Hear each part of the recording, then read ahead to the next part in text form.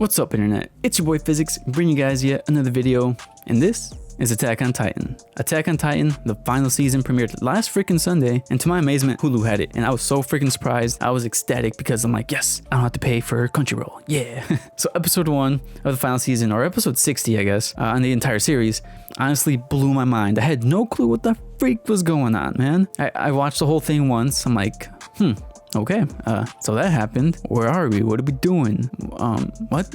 I just had no clue what was going on. After a few more watches, some talks with my family and friends, and then some YouTube videos, I'm like, boom, I got it. And to preface all this, I do not read the manga. So if you read the manga, please keep this spoiler free for respect of others and myself. So let's get it. The episode begins with a little Eldian warrior candidate named Falco. Falco and the crew, actually. But first we see Falco just chilling, about to get wrecked out in the battlefield, but then he gets saved. And then that's when we meet the mini warriors. I call them the mini warriors because they're basically Reiner, Bertolt, and Annie, but just much younger now. And they're all fighting for a chance to be the next armored titan, after Reiner, of course. And this is key because later on in the episode, okay, so anyway, they are in the climax of a 4-year war between the Mideast Allied forces and Marley.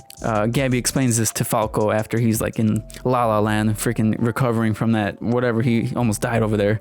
So if Marley takes out this fort, the war is basically over. This war started because the country, or the Allied force, saw that Marley lost some Titans, that being Annie, Bertolt, and now they think they're really weak. So they're like, let's go kick their ass. So that's what the Mideast Allied forces did. So now they've been in a 4-year long war, and Marley's about to finish this off right here with an epic freaking plan, let me tell you. So this means that our character is back in paradise for 4 years older. So when we go see them, they're gonna be much older, but we already knew that from the poster that we saw from the promotions. They do look much older, longer hair and all that. But there was also a commander in the episode saying that 9 years ago they failed to win over at Paradise. So this is definitely 9 years after that attack, but I want to say 4 years after the final episode of season 3. If I'm wrong, let me know in the comments. I'm still trying to get all this clear because it's a complex episode in my opinion. At first you might think it's very simple, but nah, there's a lot to it. So moving on, we get to hear why Falco, Gabby, Zofia, and Uda are here. They're basically all here because they're the next armored titan, and they're also here because they want to make the Eldians proud. They want to make the Eldians left in this world look good. That's the reason for all these Eldians being here, actually. Even all these soldiers are here, all 800 of them. Somehow Marley was able to not only throw these Eldians into internment zones, but they're able to convince them to fight for them, telling them, oh, this is for your honor, die with honor, to prove that they are good. It's absolutely insane. It's crazy. I'd say it's like, of course, like the Nazis and the Jews. It's like the Nazis telling the Jews, fight for us to win these wars, but we're still going to keep you in those camps. Like, that's nuts to me. That's ridiculous. But yeah, these squad leaders, these commanders, they're willing to lose all 800 of these freaking Eldians. Like, they literally just use them as cannon fodder, as bait, as literal suicide squads. You can see right here, these two guys strapped up, ready to die. It's insane, like, crazy. And Gabby decides, fuck that. Gabby is basically the Mikasa of the crew. She's incredible, she's smart, she's witty, she's got skills that just no one else compares to. And they all know that. All the other mini warriors, they'll admit that. They'll be like, yeah, she's the one. She's got this. So she comes up with the plan that, you know what, I want to wreck this train myself. I'm going to throw some grenades on the tracks and wreck it. And the commander, after having a chat with Colt, and Colt is a successor to the Beast Titan, Colt was telling the commander, bro, if we do this attack on foot, all 800 of us are dead. Like, come on, we gotta think of something else, right? And the commander's like, nah, dude, just stick to the plan. But luckily, Gabby, she brought her plan. She convinced the commander, yo, let me do it. He's like, all right, why not? So she does it, throws the grenades on the train tracks, destroys it. As she runs back, bro, we see the first look at Galliard's Titan. More on him later, but damn, he looks so good. So he saves Gabby and Falco and wrecks the bunker. With him out on the battlefield, the airborne assault can now begin. This is where we see, this is where it gets nuts. So we see Zeke, Reiner, and a whole bunch of people just strapped up in the air balloon. I'm like, oh, wait, is this happening already? This is gonna be nuts.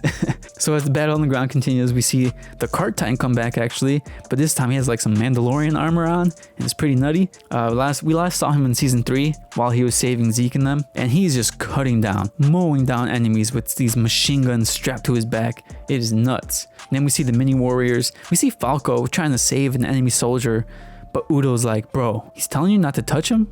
He's telling you you're gonna taint him. you're basically the devil. Get off me. So he's like, damn, okay. And then the commander's just laughing his ass off like, bro, that's why you don't mess with the enemy like that. So then we see flares up in the sky and it's begun. Bodies begin to freaking fly out the balloon. And some of these subjects, like if you look at them, some of them already look like Titans. It's hilarious. Like, look at this guy. And look at this one. Happy as hell. What's wrong with you? Then we watch the magic as Zeke yells and turns these people into Titans. Take a look.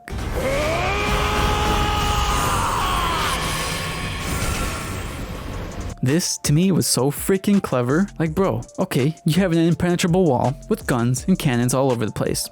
Tight. Let me drop some bombs on it. And by bombs, I mean Titans.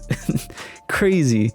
Oh, and look, it's this happy ass guy again in Titan form, I think. At least it looks like him, as you can see here. And after the Titans eat a few more enemies and the damage is done, our boy Reiner drops in, and his transformation is freaking glorious. Roll the clip.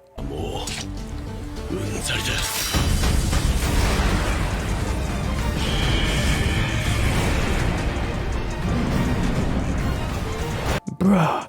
The animation, the soundtrack, it's, ooh, I love it. So then Reiner proceeds to take out so many cannons and piercing rounds on these cannons. And then we have a train with these massive freaking rounds. The train manages to take out Reiner's left arm, but as soon as that happens, our boy Reiner just freaking tackles that train and destroys it.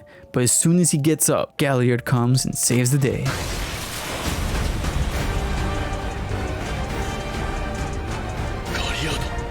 This was my second favorite shot in the whole episode.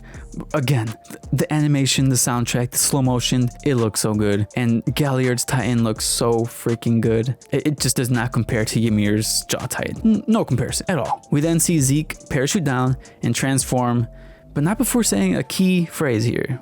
He says this: our defeat brought about this war, Reiner. This is crucial to my theory about Zeke. Now, again, I don't read the manga, so I don't really know anything about Zeke. I don't know too much about Zeke, and I don't know what happens in the future, the whole story. But what I do know is that he's not evil. I feel like he has a plan. I feel like he has a goal that is not lining up with Marley's goal. I feel like he's working towards something good.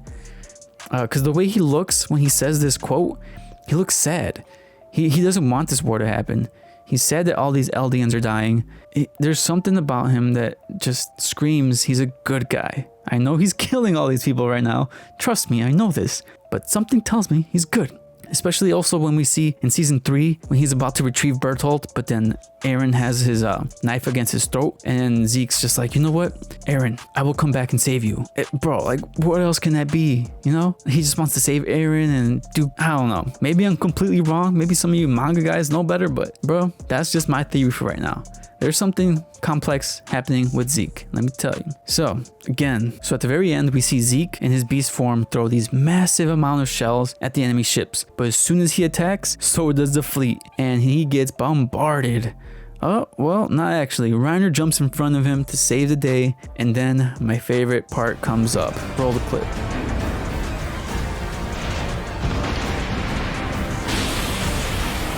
Again, I cannot stop saying this. The animation, the soundtrack, it's so epic. Like, come on, man. And then it ends there. But that shot was so amazing. Like, the way Zeke came out of the smoke, incredible, beautiful. Great job. Hats off to you guys, animators. But yeah, Marley takes control, but Reiner is down. And the mini warriors are in shock. You know why? Because their potential to be the armored Titan might be gone. Because again, if you didn't know, if Titan, one of the 9 Titans die, then that power goes to a random Eldian baby somewhere out there in the world. So that just means they're not going to have the opportunity to bring honor to the Eldians because they're brainwashed, you know? But yeah, this episode was so full of content. I freaking loved it. A few things before I leave. Let's just talk about the 9 Titans here. So we have Eren's attack and founding Titan. We have Reiner's armored Titan, the colossal Titan being Armin now, used to be Bertolt, Annie the female Titan, Zeke the beast, the cart Titan who I don't know his name, sorry I don't read the manga. Then we have this weird guy from the trailer who's yet to be seen. I have no clue who you are, boy. And then we have we were introduced in this episode Galliard, who is now the Jaw Titan, who used to be Ymir, but sadly we know that Ymir died because of the note that Reiner gave Hanji, and Hanji gave it to Historia, and that's how we found out. So now we have all the 9 Titans here. I can't wait to see this last 9th one, and who knows if we'll see some more. Again, I don't read the manga, but I'm ready for surprises, man. And then lastly, I want to talk about this kid Falco. Like, he's everywhere, bro. He kickstarts the episode on the battlefield, almost dying. Then we see him bits and pieces throughout the episode. We see him try to save the enemy in like a selfless manner. And then we see him at the end credits right here. Like, what's going on? What are we doing here? Falco is undoubtedly going to be a factor in season 4. That's what I believe. You would think Gabby, right? Gabby's just incredible. She eclipses everyone in talent. But I mean, if Gabby was in place of Falco in all those scenes and in the end credits, okay, I'd believe that yes, Gabby's the one. But since Falco is everywhere, bruh, I feel like he's the one. Unless it's because he's like related to Reiner or something, I don't know, but I feel like he's gonna be very important in season 4. And yeah, that was it. I hope you guys enjoyed my recap. I can't wait for Sunday's episode. There's a lot more to talk about, but I just want to see where this goes first. I want to see where the second episode goes. And oof, man, this episode blew my mind. So many key moments, so many dope scenes. Like, Attack on Titan, fire. But yeah, I'm excited for Sunday's episode and so anxious to see our main characters on the screen again from Paradise. So thanks for watching. Let me know your thoughts on the episode in the comment section below. If I missed anything, please, again, tell me in the comment section. And no manga spoilers, please. It's been your boy Physics. I'm out. Peace.